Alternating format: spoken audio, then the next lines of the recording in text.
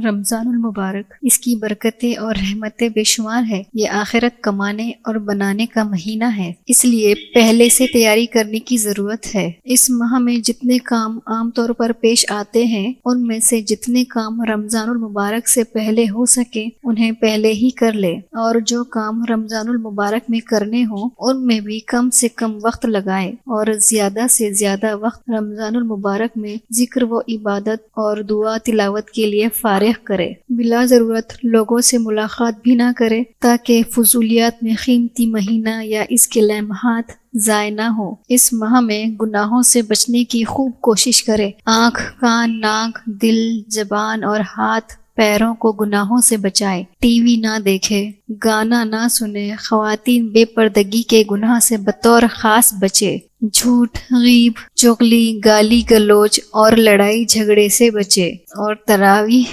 پورے ماہ پابندی سے ادا کرے۔ گڑ گڑا کر اپنے اولاد، اپنے والدین، اہل و عیال، بہن بھائی، دوست احباب، عزیز و اقارب اور تمام مسلمان مردوں اور عورتوں کی مغفرت کے لیے دعا کرے، اور اللہ تعالیٰ سے خاص طور پر اس کی رضا اور جنت مانگے، اللہ کی ناراضگی اور دوزخ سے پناہ مانگے۔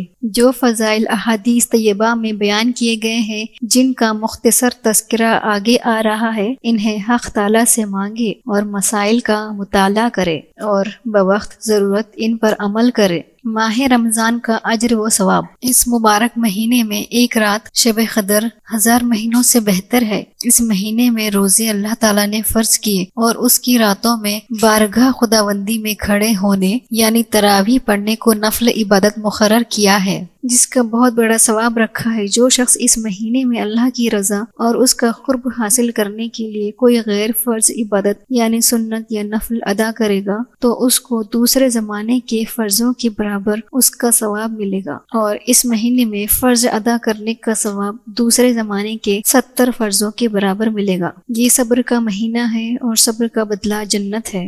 یہ صبر و غم خواری کا مہینہ ہے۔ روزہ افطار کرانا گناہوں کی مغفرت اور دوزخ سے آزادی کا ذریعہ ہے۔ اس ماہ کا ہر عشرہ خاص اہمیت کا حامل ہے، چنانچہ پہلا عشرہ سراسر رحمت ہے، دوسرا عشرہ دن و رات مغفرت کا عشرہ ہے، اور آخری عشرہ دوزخ سے آزادی کے لیے ہے۔ اس لیے اس ماہ کی دل و جان سے قدر کرے اور مذکورہ تمام فضائل حاصل کرنے کی فکر کرے، ورنہ گیا وقت ہاتھ نہیں آتا۔ جو کچھ حاصل کرنا ہے جلدی کر لے، ورنہ آخرت میں پچھتانے سے کچھ نہ ہوگا۔ فرشتوں کی دعا اور یاقوت کا محل۔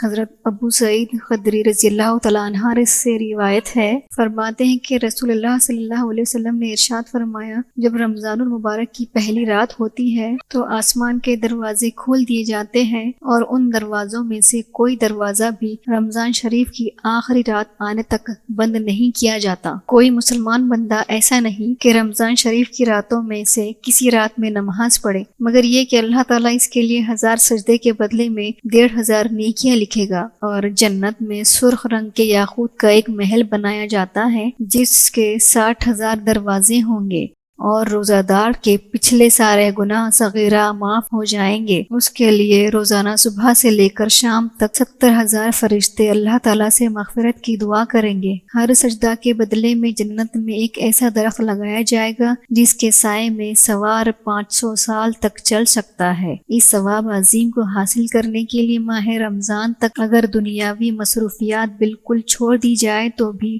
بہت سستا سودا ہے، ورنہ ان کو کم سے کم کرنا تو کچھ مشکل نہیں۔ سوچ لے، ابھی یہ نعمت ملی ہوئی ہے، اس کی قدر کرے، ورنہ قدر نعمت بعد زوال سے کیا حاصل۔ رمضان کا مہینہ اللہ تعالیٰ نے اپنی عبادت کرانے کے لیے خاص فرما لیا ہے، لہٰذا رمضان کے مہینے میں بے احتیاطی سے گریز کرے اور جان و دل سے اطاعت کرے۔ رمضان المبارک کا مہینہ خالص آخرت کمانے کا مہینہ ہے، اس لیے اس کی طرف خاص توجہ کی ضرورت ہے۔ تمام گناہوں سے، خصوصاً نشہ والی چیزیں استعمال کرنے، بہتان لگانے اور دیگر بڑے بڑے گناہوں سے بچے، اور سنت کے مطابق عبادت کا اہتمام کرے۔ ایسا کرنے پر رمضان المبارک کی ہر شب میں 100 حوریں نکاح میں دی جائیں گی، اور جنت میں سونے، چاندی، یاقوت اور زمرد کا ایک عظیم الشان محل تیار کیا جائے گا، جس کی وسعت کا تصور انسانی ذہن سے بالا ہے۔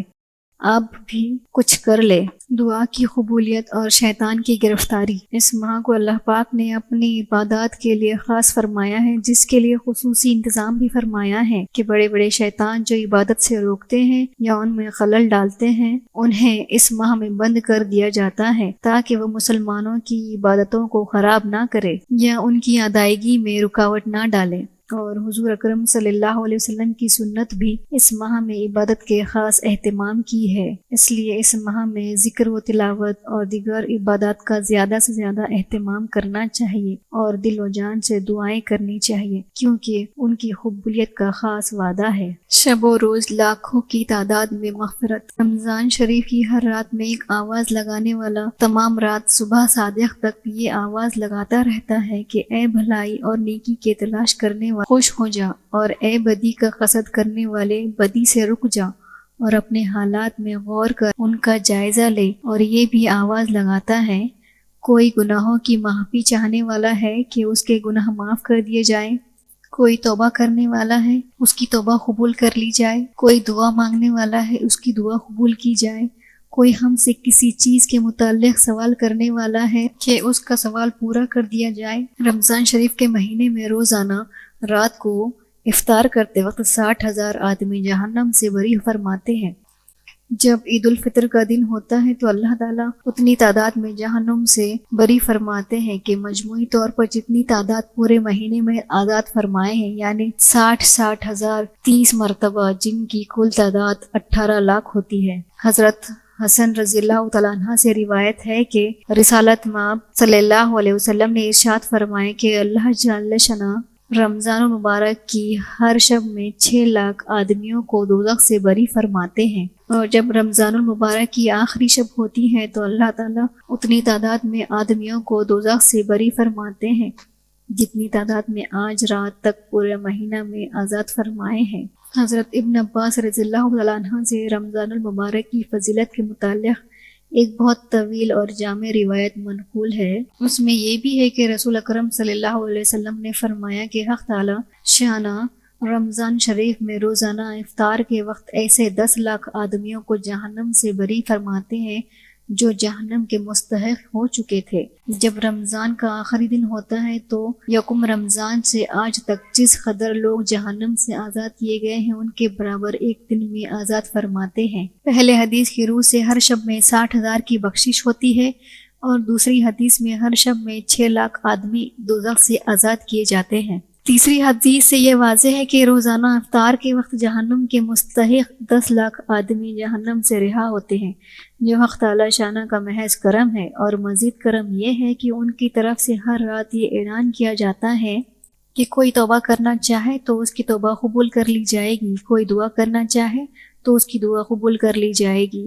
اس لیے توبہ و استغفار اور دعا کا خاص اہتمام رکھنا چاہیے۔